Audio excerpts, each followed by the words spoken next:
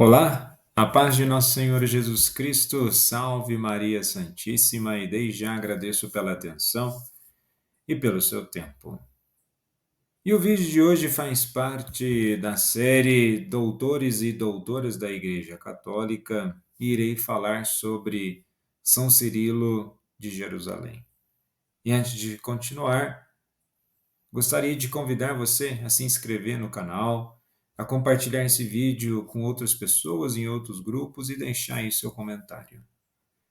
A data litúrgica do ofício de memória de São Cirilo é no dia 18 de março e eu acabei aqui me atrasando na gravação desse vídeo, mas vamos lá para a nossa reflexão. Embora o período quaresmal não seja voltado para a reflexão da vida dos santos, pois o que nós temos como foco agora é totalmente na paixão de nosso Senhor. Eu vejo como importante falar sobre São Cirilo de Jerusalém, exatamente por ser um santo da catequese, por assim dizer. E convido você a ler esse livro, São Cirilo de Jerusalém, Catequeses Mistagógicas. E eu vou explicar o que seria a mistagogia. E vejamos que, até pelo começo aqui do livro, há uma menção muito interessante de que São Cirilo compôs 23 catequeses, e as catequeses de São Cirilo são consideradas como sendo a coleção catequética após de Agostinho a mais completa que a antiguidade nos legou. Então, exatamente, ele traz elementos da fé cruciais que certamente ele elabora e são importantes para nós até hoje.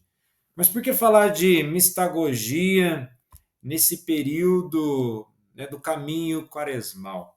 Vejamos que a mistagogia é a introdução progressiva nos mistérios da fé cristã, especialmente no significado dos sacramentos.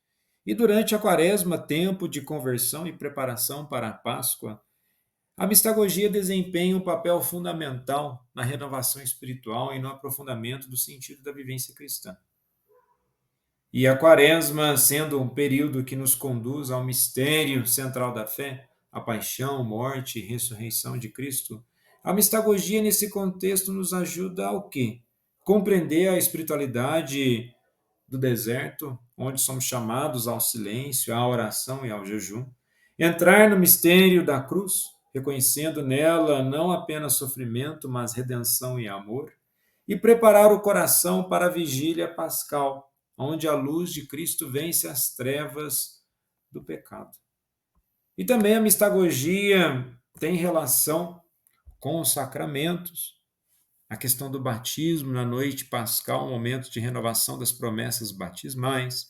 A confissão é a purificação do coração para receber a graça da reconciliação com Deus e com os irmãos. A Eucaristia, a vivência da paixão, nos prepara para uma comunhão mais consciente e transformadora. E com isso, temos uma dimensão de experiência de conversão, também nos convidando a aprofundar na palavra, em práticas espirituais, abertura ao Espírito Santo. Então vejam quanta riqueza São Cirilo ele propôs nessas catequeses e evidentemente isso influencia aquele período primitivo do cristianismo. Mas gostaria de apontar para outros detalhes de importância acerca da mistagogia.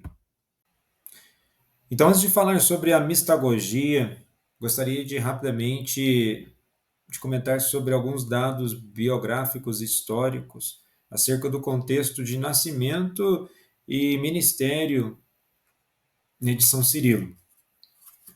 E desses dados, novamente aí convido a leitura desse livro São Cirilo de Jerusalém, Catequeses Mistagógicas. Então, os dados biográficos aqui contidos, no ano de 348, tornou-se Cirilo bispo da cidade de Jerusalém, onde provavelmente nasceu por volta do ano 315. Em 345, foi ordenado sacerdote por Máximo II, a quem sucederia após sua morte ou deposição levada a efeito pelos eusebianos. Então, rapidamente, Máximo II, ele já está no contexto onde, na época, vamos pensar assim, em história, ele, o seu episcopado provavelmente, né, foi no século III, né, o início do século IV, antes do reconhecimento oficial do cristianismo pelo Império Romano, né, com o Edito de Milão em 313. E esse período foi marcado por fortes perseguições aos cristãos, especialmente sobre os imperadores romanos, né, Décio, ali dos anos de 249 a 251, o Diocleciano, né, de 284 a 305. Por que eu estou mencionando isso aí? Nós temos que ver o início do desenvolvimento do cristianismo, além das disputas teológicas de doutrina de fé, aos elementos de perseguição. Então, Máximo II era um bispo que tinha como característica muito marcante a defesa da fé e a continuidade da tradição apostólica. E nesse sentido, né, São Cirilo ele assume esse mesmo espírito pastoral, né, no seu episcopado, ou seja, no seu ministério como bispo, e por isso ele escreve tantas catequeses acerca da consolidação da fé cristã. Então vejamos aqui que na parte da mistagogia, né, esse caminho para o mistério. E no significado, né, o que é mistagogia e seus derivados, né? Mistagogo, mistagógico, vem do grego a raiz mist, que significa mistério, o oculto, e agagen, guiar, conduzir. Então, tudo que ajuda a conduzir ao mistério. É um mistério de Cristo celebrado na liturgia e vivido na existência cristã. Então, vejamos bem que a mistagogia é exatamente essa condução dentro daquilo que nós celebramos, né, dentro das dimensões do sacramento, ou dentro da própria missa, e na própria existência cristã. Como assim existência cristã? Aquilo que nós vivenciamos no nosso dia a dia, a partir da espiritualidade cristã, já também traz essa dimensão mistagógica. Então, na verdade, o que nos guia e faz entrar em sintonia com o mistério salvador de Cristo é o Espírito Santo. Também se pode chamar mistagogia a dinâmica interior e a pedagogia com a própria celebração litúrgica e seus agentes, que nos ajudam a celebrar em profundidade, e depois a viver esses mistérios. Então vejamos, celebrar com profundidade e a viver esses mistérios na dinâmica da própria vida. E devemos entender que a mistagogia traz como marca, por assim dizer, central, a cristologia, né? Jesus, né, como o primeiro mistagogo, né, o centro da catequese, né? Jesus foi chamado pelas multidões de rabi, né, igual o mestre, ele é então o mistagogo, alguém que conduz para dentro do mistério, né, o mistério do reino de Deus, o mistério do Pai, né, ensinava com a vida, né, e com a autoridade, e Jesus instruía com discursos, parábolas, frases de sabedoria. E com isso ele ensinou, né, sobre o reino de Deus, ensinou a valorizar os pobres, ensinou a valorizar a vida, ensinou também a se converter dos pecados. Ou seja, a dimensão do mistério é condução de vida, né, e vida a partir, né, dos valores do reino. Então, esse Jesus mistagogo, né, os padres da igreja apresentam Jesus como esse grande mistagogo, né, a palavra se fez carne, conforme está em João 1, versículo 14. Jesus revela o mistério de Deus, Jesus revela o mistério do ser humano, e essa compreensão judaica cristã, né, se afasta completamente da mentalidade grega. A mistagogia é, por excelência, cristológica, mistagogo de Deus, né, assim como diziam os padres gregos. Jesus ele é um mistagogo da humanidade, iniciação ao mistério e acompanhamento no caminho, uma experiência de revelação em relação com o mistério, e Jesus é o mestre e educador por excelência. Em Paidegos, Clemente apresenta, né, Cristo como educador da humanidade. Vejamos que isso é bem interessante. Cristo como educador da humanidade. E que nessa quaresma nós possamos fazer essa experiência de educação quaresmal no sentido de conversão, no sentido de nos purificar, nos transformar, deixar que de fato sejamos guiados pelo Espírito Santo. E esse termo edificador da humanidade em aproximação com a paideia helênica, que é uma formação do ser humano em sua plenitude.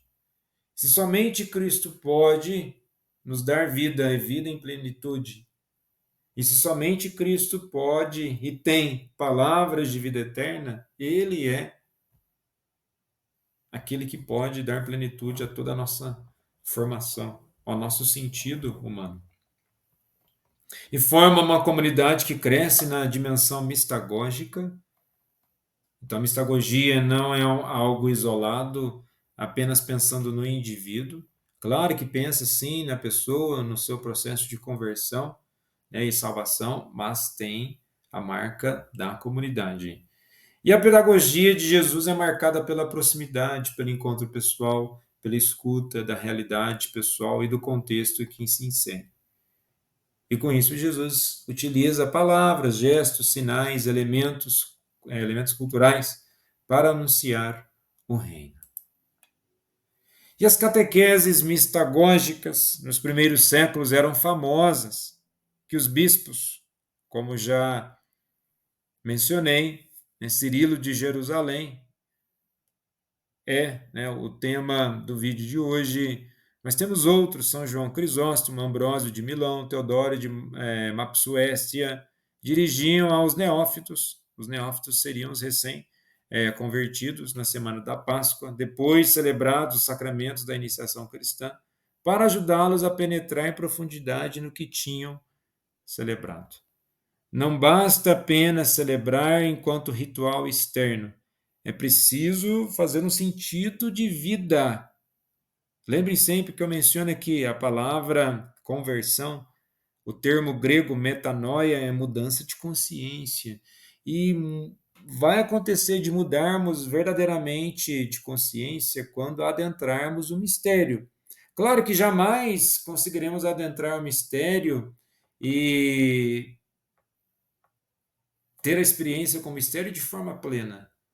Mas se gradativamente ao longo dos nossos dias conseguirmos cada vez mais ter experiência mais profunda, certamente tal experiência nos transformará. E o que é interessante de tudo isso? Né? A imersão batismal. E por que eu estou mencionando essa questão do batismo? Né? A quaresma, além dos vários pontos de reflexão que nós temos, nós podemos aqui pensar sobre o nosso próprio batismo. A nossa vida, a partir do batismo, nós morremos para o pecado e nascemos para Cristo e em Cristo e por Cristo. Nós somos novas criaturas. E com isso o próprio Cirilo, né, de Jerusalém traz essa reflexão. Vejamos aqui, depois disto fostes conduzidos pela mão à santa piscina do divino batismo, como Cristo da cruz ao sepulcro, que está à vossa frente.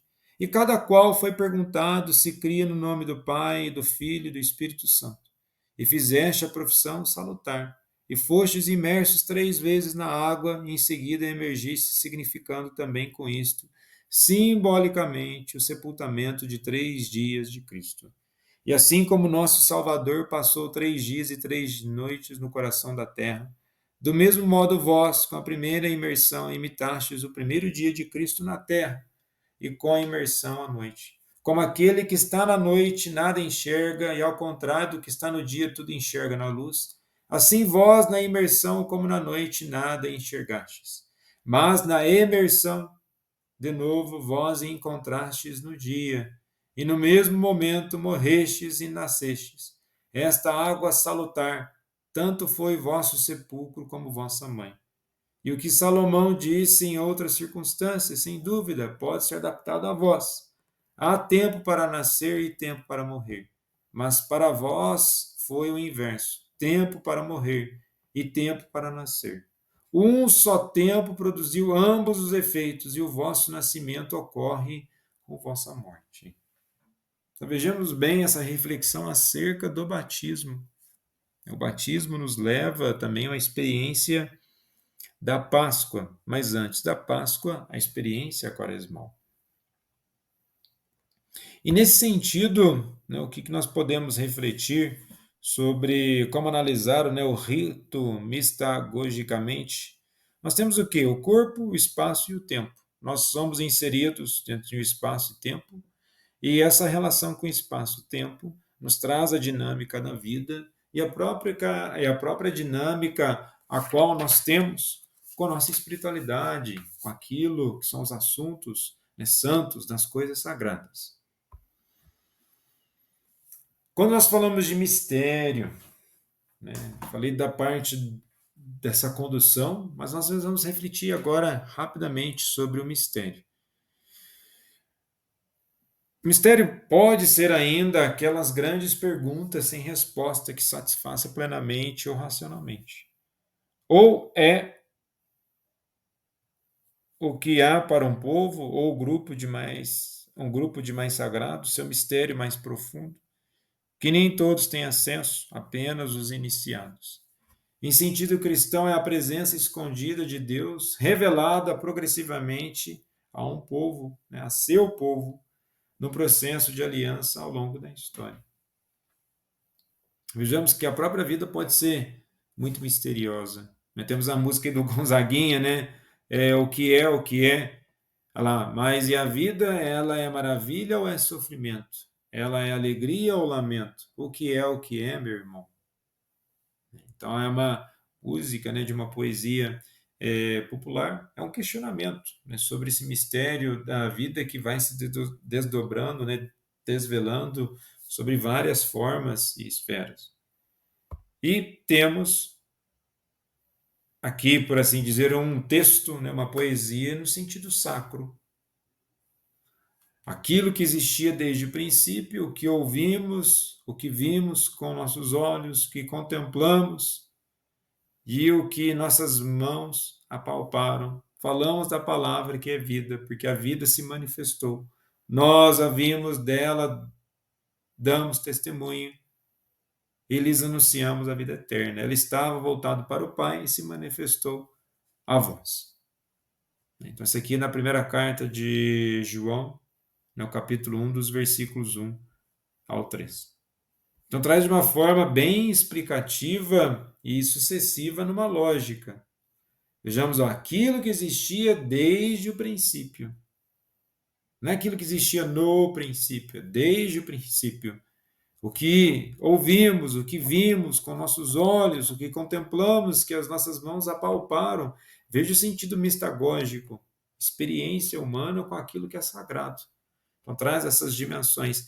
Isso, né, certamente continua a influenciar a própria igreja nos dias de hoje, né? E por isso nós somos chamados aí a uma caminhada para o mistério pascal. A mistagogia é uma progressiva introdução no mistério pascal de Cristo, vivido na experiência comunitária. E nesse sentido, o mistério pascal, né, a vida, morte e ressurreição de Jesus, né, o Cristo, como revelação do mistério de Deus e de seu desígnio para com a humanidade, que envolve, afinal, o mistério de cada pessoa humana. E o mistério pascal é central na vida de Jesus e na vida de cada cristão e cristã, pois somos iniciados nele para viver e celebrar nossa Páscoa. Então, o mistério pascal de Cristo é sempre atualizado. E a mistagogia, nesse sentido, fica consagrada como essencial no processo de conversão, no processo do entendimento da fé. E é um processo muito mais profundo e existencial do que ensinar. Dentro dessa dimensão da mistagogia, temos a devoção popular, reconhecer os valores dentro das devoções populares, né? Ver na religiosidade popular um lugar de encontro com Cristo. E os apontamentos finais dessa questão da mistagogia, né, de exemplos e dos termos da mistagogia, podemos ver que Tertuliano já dizia assim: os cristãos não nascem, se fazem. E eles se fazem a partir do quê? De uma experiência com o mistério. E essa experiência, ela pode sim, evidentemente, ser uma experiência particular, mas ela se dá em comunidade. Um outro pensamento interessante aqui: não se começa a ser cristão por uma decisão ética ou uma grande ideia, mas pelo encontro com um acontecimento, com uma pessoa, que dá novo horizonte à vida, com isso, uma orientação decisiva. Né? São palavras aí do Papa Bento XVI. E a mistagogia, né, conforme agora o Papa Francisco, eis um caminho idôneo para entrar no mistério da liturgia, no encontro vivo com o Senhor crucificado e ressuscitado. Mistagogia significa descobrir a vida nova que no povo de Deus recebemos mediante os sacramentos e redescobrir continuadamente a beleza de renová-la. Tem um livro do Papa Francisco, um livro não, uma das, o pessoal acha que é uma carta apostólica, né, o Desiderio Desideravi, né, sobre a formação litúrgica do povo de Deus. Né, o que, que significa né, esse nome? Ele escreve exatamente no aspecto lá: tenho desejado ardentemente comer convosco essa ceia pascal, antes de padecer. Né? Está lá em Lucas 22, versículo 15. E essa carta apostólica traz exatamente uma reflexão, e é bem mistagógica, né? Pois lá na página 9 já começa a liturgia, o hoje da história da salvação. Né? Traz essas dimensões de tempo para que nós sintamos atualizados nessas dimensões. Então, isso aqui, o Papa Francisco, ele acredita muito nessa questão de mistagogia. Por que eu falo isso, que ele acredita muito? Porque a fé, ela não é algo que fica fixo, né? Ela está em movimento e é preciso, né, pela mistagogia, um aprofundamento contínuo, né? Pois a nossa fé, ela não se esgota, os elementos do sacramento não se esgotam.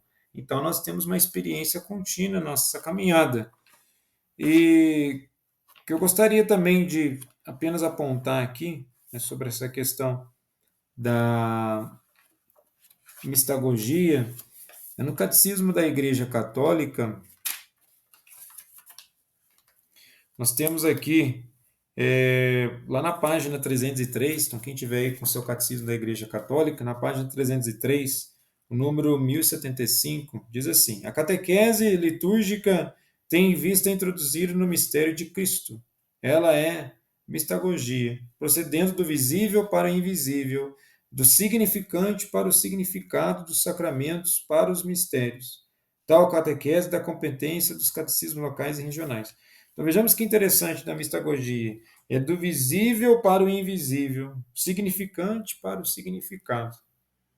Ou seja, a experiência, aquilo que o ser humano experimenta a partir dos sentidos, a partir da sua razão, deve elevar esses sentidos, essa razão, a um novo estado de entendimento, né? Uma espiritualidade diferenciada. Né? Então, isso aqui, né, dentro desse campo de explicação do que seria mistagogia. Então, como podemos ver, a mistagogia e liturgia estão profundamente conectadas dentro da tradição cristã.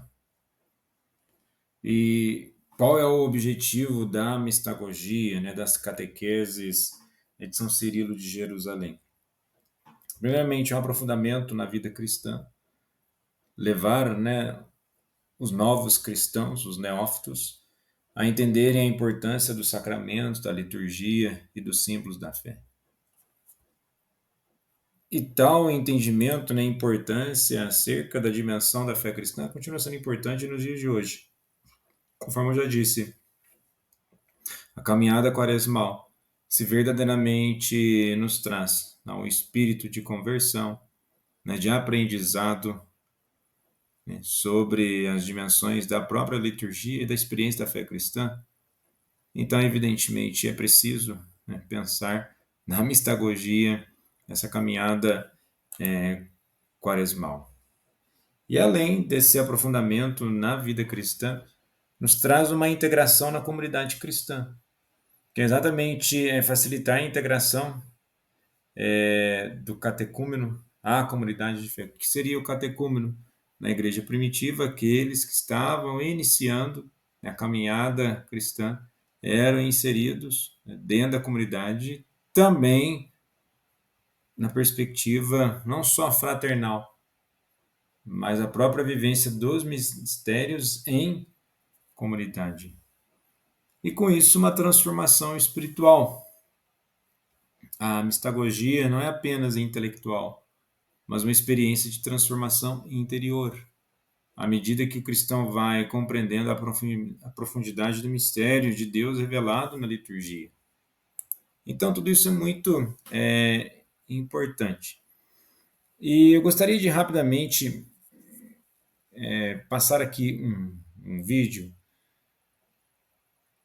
para exemplificar o que seria essa mistagogia, quando nós falamos na preocupação com a própria liturgia, o que não pode acontecer, né, ou o que deveríamos tomar cuidado, é que as preocupações acerca da fé, assim como a própria liturgia, não se tornem discussões vazias de um preciosismo unicamente externo e ritualístico. Em outras palavras, muitas vezes as discussões são apenas levadas por os elementos externos da prática religiosa, esquecendo da interioridade e da vivência de fé. Então, nessa lógica de preocupação, o que acaba acontecendo muitas vezes nos dias de hoje é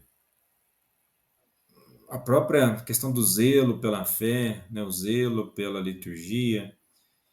As discussões elas vão se tornando altamente exteriores e fugindo do aspecto catequético. Por que razão eu estou falando isso? Muitos vídeos, muitas discussões nas próprias redes sociais, né, principalmente em vídeos aí na internet, traz as pessoas aparentemente, quando eu falo aparentemente, é realmente entre aspas, fazendo uma apologética cristã. O que é uma apologética cristã?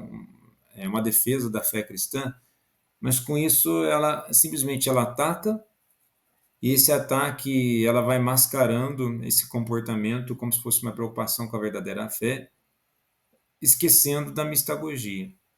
Novamente, a mistagogia é uma preocupação acerca, né, do mistério, e a partir dessa preocupação acerca do mistério, vamos entender que quanto mais você se preocupar com os elementos da fé, se preocupar com explicar, né, essa relação, a partir da explicação vai surgindo uma vivência, e a partir dessa vivência, né, o próprio apontamento e dando luz da importância de tais elementos de fé. Não basta apenas atacar, é preciso, né, voltar até no aspecto da didaquê. O que seria didaquê?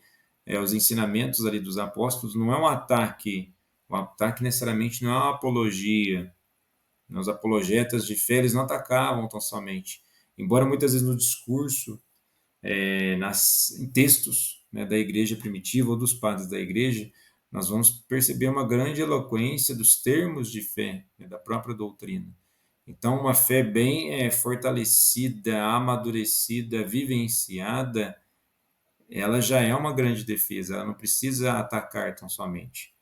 E o que acaba acontecendo nos dias de hoje, muitos desses vídeos, dessas pessoas, ao invés de elas trazerem realmente uma verdadeira experiência com a fé cristã, elas vão para o lado da superficialidade, que é o ataque. Você percebe um aspecto de ataque, né, de querer vencer o próximo, diminuir o próximo. Isso já não é uma mentalidade mistagógica, é uma realidade até mesmo não cristã, né? Acaba sendo misturado com elementos do mundo moderno, as quais as pessoas acham que estão fazendo um bom papel, mas elas estão muito longe de serem bons catequistas.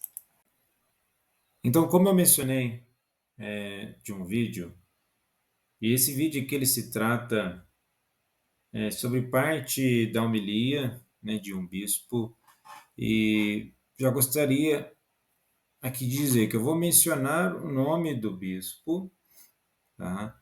e não tem como intuito, longe de mim, né, quem sou eu perante um bispo da Santa Mãe Igreja, mas apenas vou fazer um comentário de que a homilia tem em um dado momento, ela tem uma preocupação mistagógica, mas depois ela se perde ali. Mas, novamente, aqui eu não estou aqui para criar juízo acerca, né, do que o bispo fala, né, ele se trata, e aqui eu peço licença, eu venho mencionar o nome, porque eu vi vários vídeos, pessoas atacando a pessoa do bispo, e lembra que eu acabei de falar, o ataque ele acaba sendo vazio de princípios catequéticos. Ele cria mais um aspecto sensacionalista do que um aspecto catequético de ensinamento, de aprendizado.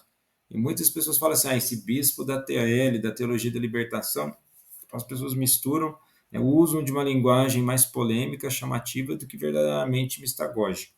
Então, Dom José Mário Scalon, Angonese, que é o bispo ali em Cascavel, né, no Paraná, em dado momento ele fala sobre a questão, né, de comunhar, a da comunhão, né, de comungar na boca e a questão da comunhão na mão.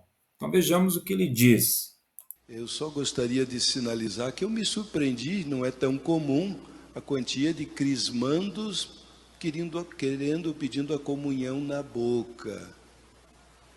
Ministro da Eucaristia comungando na boca não faz sentido. A gente respeita os processos, a igreja deixa livre, mas comunhão na boca é lá da Idade Média, do milênio passado até. Concílio Vaticano II, gente adulta come com as próprias mãos. Eucaristia é alimento. Então eu ficaria muito decepcionado se tem catequista fazendo catequese de comunhão na boca. Isso é um contrassenso, é contra tudo que a igreja tem procurado pregar. A igreja deixou livre em vista da comunhão na boca ou na mão, em vista dos velhinhos que por uma vida inteira comungaram na boca. Então deixou livre, o concílio deixou livre. Agora os jovens comungando na boca é anacronismo, está fora do tempo. Isto é da Idade Média, é uma questão de dignidade comer com as próprias. Então vejamos alguns pontos, né, da fala, e novamente, repito, ô Dom José, acredito que o senhor nem vai saber sobre esse vídeo, o senhor não sabe nem quem sou eu sou um inseto insignificante no mundo, mas apenas aqui utilizando desse vídeo como um aspecto de reflexão acerca da própria liturgia e da comunhão. Dizer que a comunhão diretamente na boca é um anacronismo, como se fosse um regresso ao passado, isso não faz muito sentido, porque pela tradição cristã, embora, né, boa parte da história a comunhão ela era realizada diretamente na boca, nós não podemos desqualificar ou desprezar isso, né, ao longo da igreja, achando que somente naquele determinado período, pois a vivência da prática da fé era X. Então, se as pessoas ainda continuam vivendo essa experiência no hoje, como se isso fosse algo anacrônico, e ao dizer que isso não se pode, que a igreja, né, depois no Concílio Vaticano II, por causa dos velhinhos, que ainda permaneceu com a comunhão diretamente na boca, isso não faz muito sentido, tá? Porque nós temos um documento da Congregação para o Culto Divino e a Disciplina dos Sacramentos, né, a instrução Redemptione Sacramento, né, o sacramento da redenção. Quando nós vamos lá no item, né, no número 92, está assim: embora todo fiel tenha sempre o direito de receber à sua escolha a Santa Comunhão na boca, nas regiões onde a Conferência dos Bispos com a confirmação da sé apostólica, permitiu, se um comungante quiser receber o sacramento na mão, seja-lhe distribuída a sagrada hóstia. Entretanto, cuide-se em especial atenção para que o comungante tome a hóstia logo diante do ministro, de tal modo que ninguém se afaste levando na mão as espécies eucarísticas. Ou seja, o próprio missal romano, né, com as instruções gerais, traz essa questão do respeito. Então, se a pessoa quiser receber na boca, ela tem sim, vou utilizar aqui a palavra direito, não tratando de uma questão jurídica, tá? Mas a pessoa pode ter, ela tem essa opção. E assim como receber a comunhão nas mãos. Então, assim, um documento da igreja fala que ainda é permitido, não é anacrônico, não é um preciosismo tão somente de uma superficialidade ritualística, certo? Entendemos que muitas vezes tal postura, para alguns, pode ser utilizado, o gesto de fazer, de comungar assim, como uma afronta a outros pensamentos na atualidade. Mas se os próprios documentos da igreja falam assim, nós temos que só tomar cuidado, né, com certos preciosismos ou extremismos de discurso, né? Então, receber na boca diretamente está ok, receber nas mãos está ok também. A gente só tem que tomar cuidado do aspecto que a celebração, né, eucarística, a própria missa, tem o sentido, não perder o sentido de sacrifício, mas tem a questão fraternal. Senão, nós acabamos expondo as pessoas, aí o que acaba acontecendo em determinadas celebrações. Vejamos em outro vídeo agora, que não tem nada a ver com a fala do bispo.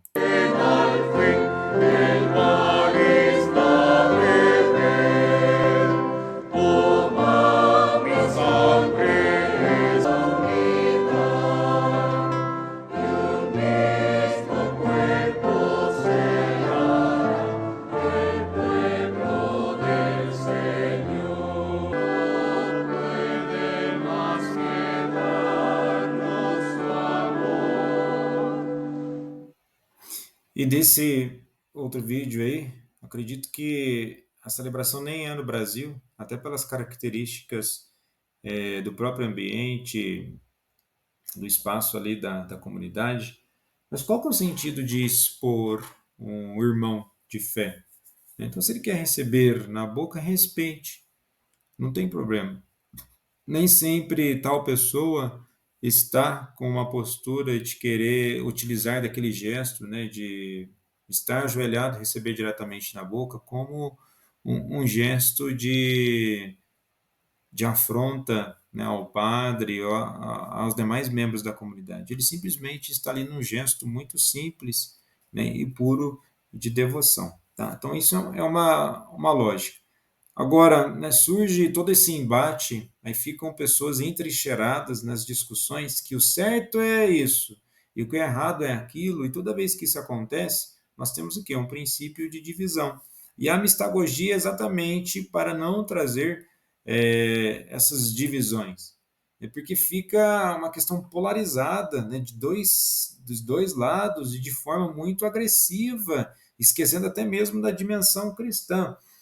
E só repito aqui novamente de que a comunhão diretamente na boca, ok, certo? Ajoelhar, ok, né? A Santa Mãe Igreja permite isso em documentos, não é apenas uma característica de tratar, porque as pessoas estavam acostumadas assim, é exatamente por um respeito à própria tradição da igreja.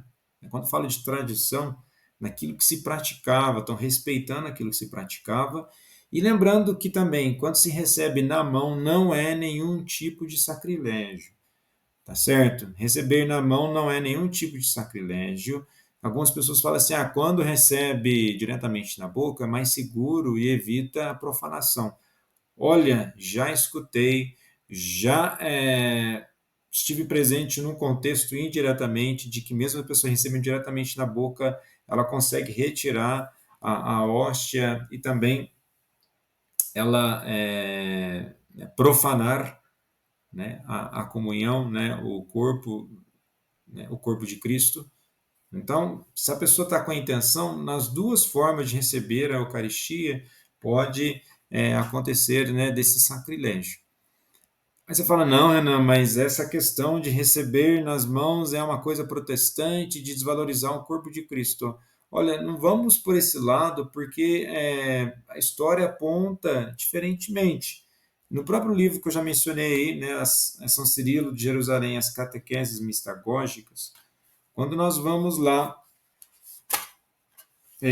na própria dimensão, né, da comunhão, nós temos aqui na página 74 desse livro, no número 21, que fala sobre a questão da comunhão, onde está escrito assim, né, por São Cirilo de Jerusalém: ao te aproximares da comunhão, não vás com as palmas das mãos estendidas, nem com os dedos separados, mas faze com a mão esquerda um trono para a direita, como quem deve receber um rei, e no côncavo da mão espalmada recebe o corpo de Cristo, dizendo amém. Com segurança, então, santificando teus olhos pelo contato do corpo sagrado, toma e cuida de nada se perder. Então, vejamos que na própria realidade da igreja primitiva, tomar, né, a comunhão com as mãos era natural. E vejamos que até pela própria dimensão da primeira missa, né, ou da ceia, né, da última ceia, né, de Jesus ali com os discípulos, eles tomam o pão com a mão, certo? Então não comungar com as mãos não é uma postura protestante de querer profanar um sacrilégio com o corpo de nosso Senhor Jesus Cristo, da mesma forma que receber diretamente na boca não é um ato anacrônico, não é remeter as coisas tão somente do passado. As duas formas, né, sendo feito de um gesto na busca de uma intimidade, né, com Deus, são formas corretas. O que não se pode, novamente, entrincheirar, dividir, trazer a superficialidade da questão. Então, quando eu mencionei isso aqui de um texto, nós estamos falando aqui do século III, onde as pessoas, sim, já tinham a prática, e durante muito tempo na igreja as pessoas comungavam diretamente, pegando com as mãos. E depois, um período diretamente na boca, são períodos de vivência, né, até mesmo pastoral, teológica, de entendimento sobre a própria liturgia. Podemos dizer que na mistagogia da igreja primitiva traz uma dimensão. Perdeu-se alguns elementos na mistagogia no período medieval, aí pode ser uma questão a ser refletida, né? E por isso alguns elementos foram para um outro tipo de ascese, ou seja, para um outro tipo de espiritualidade, mas ficar apontando, né, com vídeos de ataques na internet, nas redes sociais, não chega a lugar nenhum e nenhuma superficialidade. Aí você pode parar e falar, não, Renan, mesmo assim eu vou continuar recebendo diretamente na boca. Ok? Altamente respeitável, né? Continue com esse zelo, assim como tem muitas pessoas que recebem diretamente na mão e são extremamente zelosas, né? O princípio de pureza não é se está diretamente na boca ou nas mãos, porque se nós formos serem bem assim extremistas na análise, tanto a língua e a boca, assim como a mão, são lugares impuros, né? Todo o nosso ser é impuro para receber a majestosa Eucaristia, né? O que está novamente no zelo, na intenção do coração, e nós não podemos cair nessa armadilha diabólica de tais discussões que, ao invés de enriquecer a comunidade, ela acaba empobrecendo e, com isso, dividindo as pessoas. Então, este livro, assim como as catequeses de São Cirilo, exploram várias áreas da fé cristã, e que eu gostaria de chamar até a atenção aqui para finalizar é na página 16, as particularidades da Igreja de Jerusalém, onde o costume da catequese era cuidadosamente observado em Jerusalém. Assim como a catequese deve ser cuidadosamente observada nos dias de hoje, para que não se perca a fé e os elementos de mistério. E é exatamente no final do livro que traz essa dimensão da comunhão, na página 75. E eu gostaria de deixar aqui como mensagem final, né, o que São Cirilo escreve. O Deus da paz santifique-vos completamente. Conserve-se inteiro o vosso espírito e a vossa alma e o vosso corpo sem mancha, para a vinda de nosso Senhor Jesus Cristo, a quem a glória pelos séculos dos séculos. Amém. E vejamos que, para se conservar, é preciso continuar na caminhada do mistério, né? Buscando verdadeiramente a nossa conversão, né? Que sejamos guiados pela luz do Espírito Santo e que recorramos cada vez mais, ainda mais nesse período quaresmal, à graça santificante de Deus, para que verdadeiramente nos tornemos pessoas novas. Muito obrigado pela atenção, paz e bem. Até o próximo episódio.